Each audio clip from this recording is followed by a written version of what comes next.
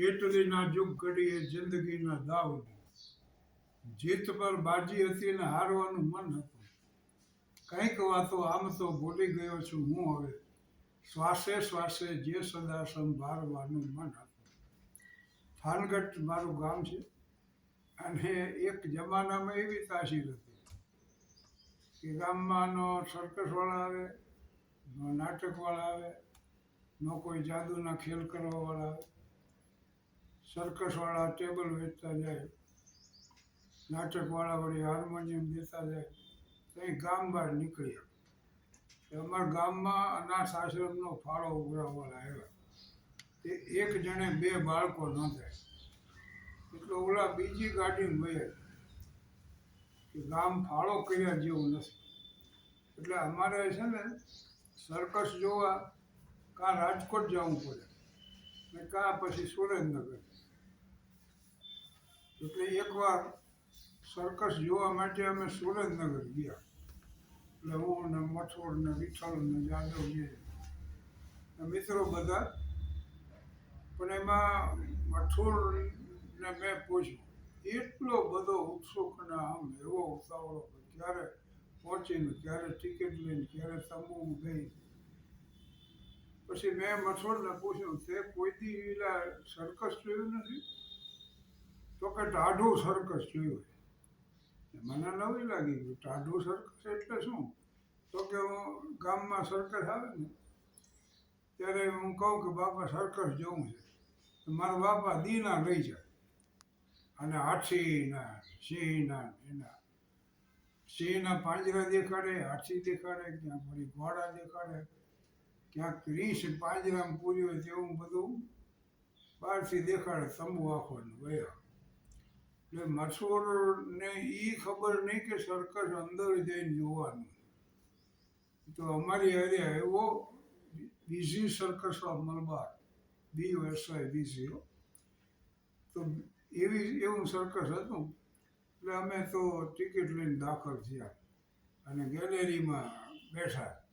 સર્કસમાં એવું હોય કે વધુ પૈસા આપો ને તો આગળ બેહાય અને ઓછા પૈસાની ટિકિટ હોય તો ઊંચે ચડતું જ હોય વાંહે ગેલેરીમાં. અમે તો મિત્રો બધા ગોઠવાના.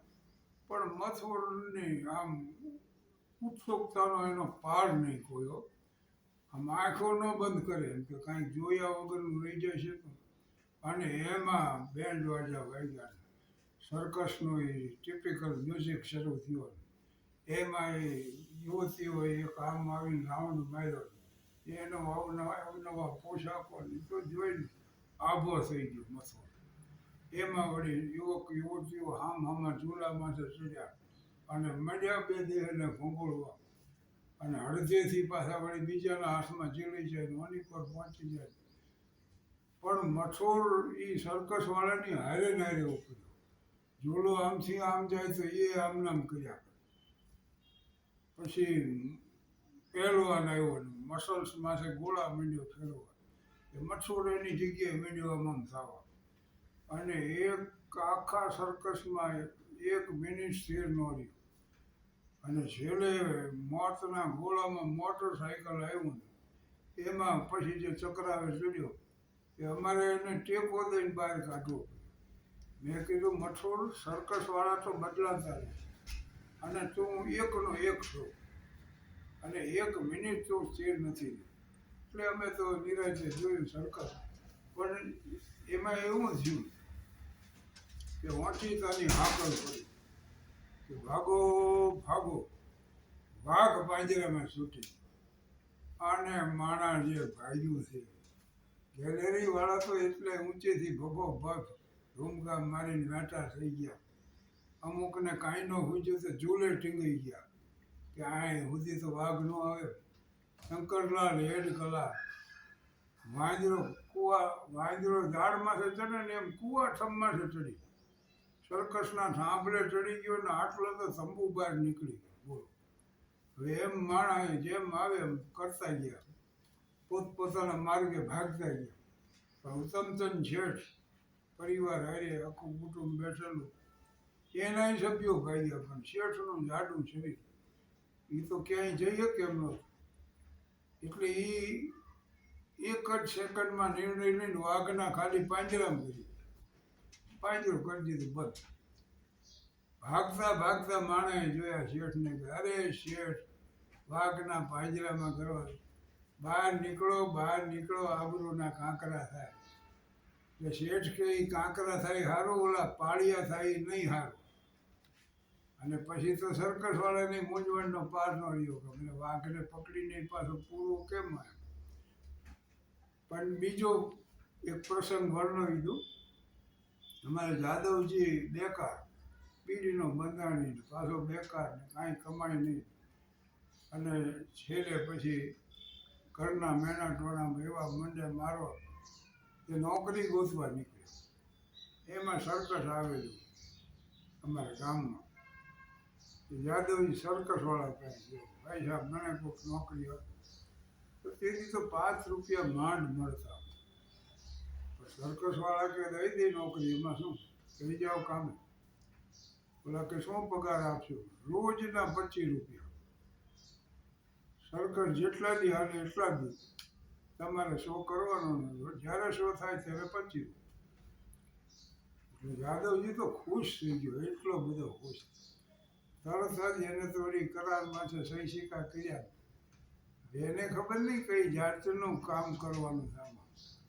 અને એમાં ઓલા તો લઈ ગયા ને, અને જાદવજીને રીંછનું આંબળું આખું પહેરાવ્યું ને ચેનથી નીચેથી અહીં સુધી રીંછનું આંબળું પહેરાવી દીધું, રીંછ બનાવી દીધું. અને ગળામાં દોરડું નાખીને ઢળ્યો. એને તો ઘણા રાડ્યું પાડી કે મારે નથી જોતું, આજે તમારા પૈસા. અરે એમ હાલતા. અને પાછો નાખ્યો સિંહના પાંજરા. સિંહના પાંજરામાં ગયો ને સિંહ આમ જોયો. અને આ તો થરથરી ગયો સામે. જાદવજી ઊભો મીડ્યો ધ્રોજવા. ત્યાં તો સિંહ એની પાસે આવ્યો. આનેથી એમ થઈ રહ્યો, મારી નાખ્યો. ત્યાં સિંહે ઉપલ્યો હતો ને એનું માળખું મોઢું હતું એ ઊંચું કર્યું. અંદરથી વિઠ્ઠલ નીકળ્યું. એ કે ફાટી પડીમાં તમે 25 દે છે ને મને 50 દે છે. આ તો સર્કસ છે, આમાં જે કામ મળે એ કરવાનું, સમજો. ત્યાં તો 2 જણા ખુશ થઈ ગયા. ઓલા સિંહના મીના ચામડા નોખા કાઢી નાખ્યા કે આજે સાંજે છે ને સર્કસ આવે ત્યારે પહેરી લઈશ. એટલે 2 જણા સર્કસ આવે ત્યારે રીંછ થાય ને સિંહ થાય. અને પછી મોટરસાઇકલમાં છે, સિંહ મોટરસાઇકલ હલાવે અને રીંછ એની વાહે બે. આવો શો. એટલે 2-3 આંટા મારે માણસ ખુશ થઈ જાય. હા હા, શું સિંહને તાલીમ આપી છે. સિંહ જેવું જાનવર બોલો, એક ત્રાણ નાખે તો ભયભીત થઈ ઉઠે આખું જંગલ. અને અહીંયા મોટરસાઇકલ ફેરવે. અને રીંછ તો કેટલું ભાગે સિંહથી, એની વાહે બે. માણા બહુ સોના વખાણ કરે. અને એમાં આ અથડાટ જ્યારે પડી કે ભાગો, વાઘ પાંજરામાં છૂટી ગયો. એટલે 2 જણા મોટરસાઇકલ હોતા રવાના થઈ ગયા. લોગડા લેવાય ન રોકાણ.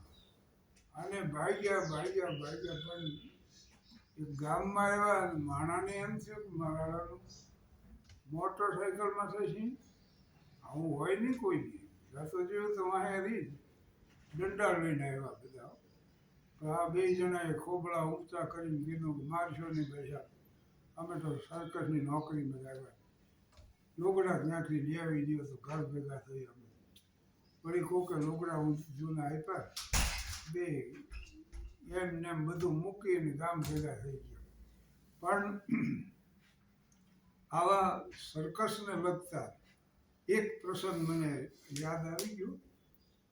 ડેન ક્લાર્ક, એટલે આ મોટિવેશન માટેનું બહુ સારા પુસ્તકો એમ લખ્યા છે. એમાં ચિકન સૂપ ફોર સાઉલ એટલે આત્મા છે. ચિકન સૂપ ફોર સાઉલ નામનું એને પુસ્તક લખ્યું. અને એમાં ડેન ક્લાર્કે એક પ્રસંગ વર્ણવ્યો કે હું નાનો હતો, હું ને મારા પિતા અમે સર્કસ જોવા ગયા. હું બહુ ઉત્સુક હતો સર્કસને, એના દ્રશ્યોને એવું બધું આ મનમાં વિચારી રાખેલું, સ્મૃતિમાં જોયા કરતો. એમાં અમે તો આમ લાઈનમાં ઉભા રહ્યા. એમાં એક માતા પિતા અને 8 સંતાન એ સર્કસ જોવા આવેલા.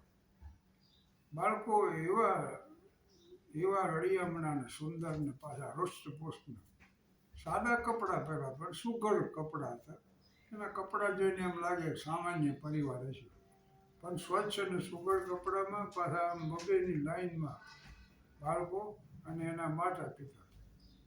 એટલે એનો વારો આવ્યો ને ત્યારે પિતાએ સર્કસવાળાને કીધું કે 8 બાળકોની ટિકિટ આપો અને 2 એડલ્ટની. માતા પિતા અને 8 બાળકો એમ ટિકિટ આપો.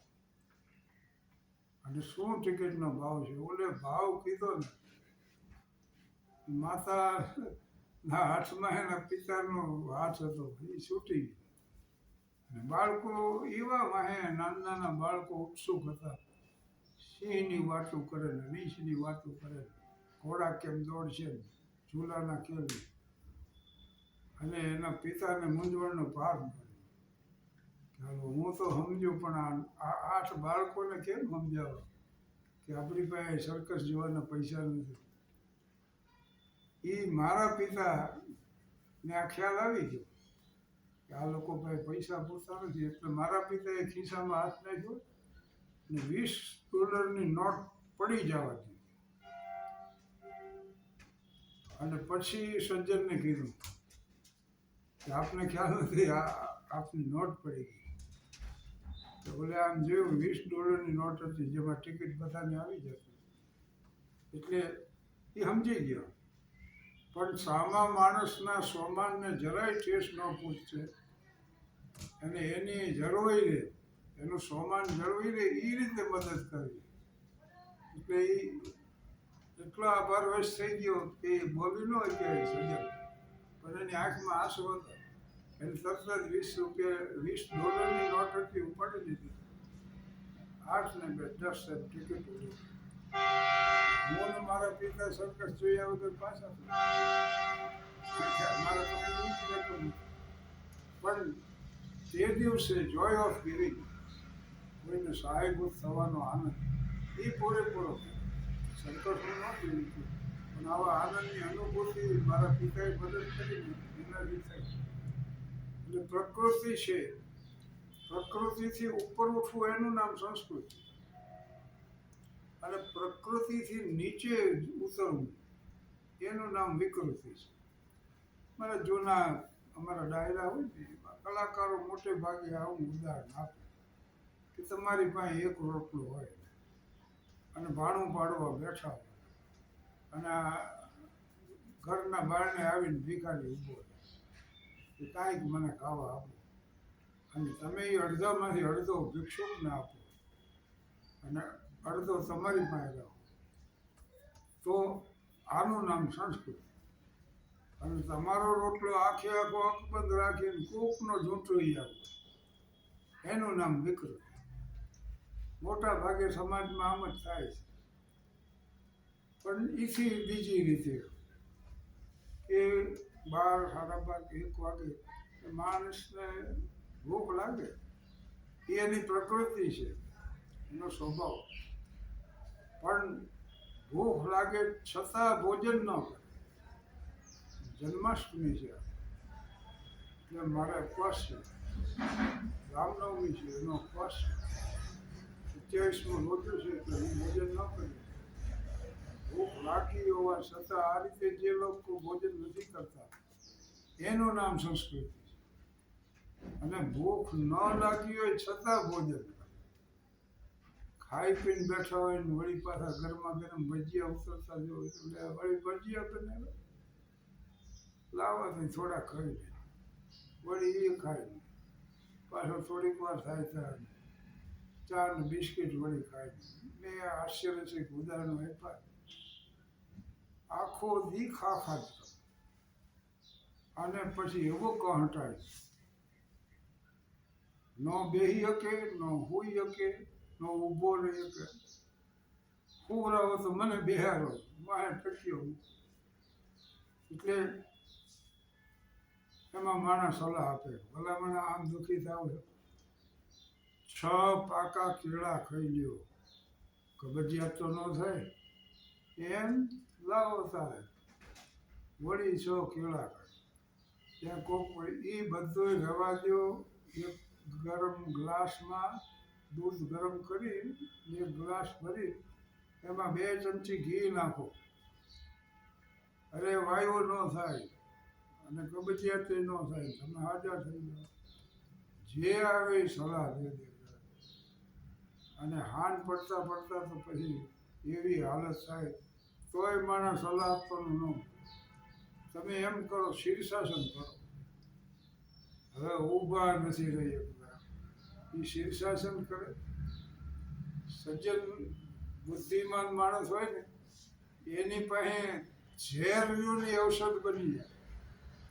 મોર્ફિયાનું ઇન્જેક્શન દેવામાં આવે છે હાર્ટની તકલીફ થાય ત્યારે. એના માટેની દવા છે.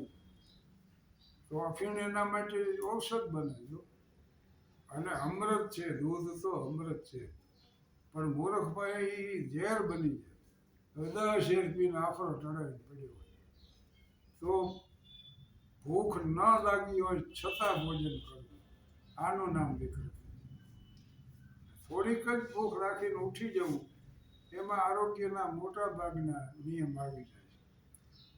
ગૌચર શબ્દ બહુ મજાનો છે. ગાયો ચરે ને ત્યારે મૂળમાંથી ન ખડ ચરી જાય, ઉપરથી ચરે ને રહેવા દે. એટલે જૈન સાધુ મહારાજ સાહેબો ગોચરી કહે છે ને એનું આ કારણ. તો આ રીતે સ્વાસ્થ્ય બધા નિયમો એમાં આવી જાય છે.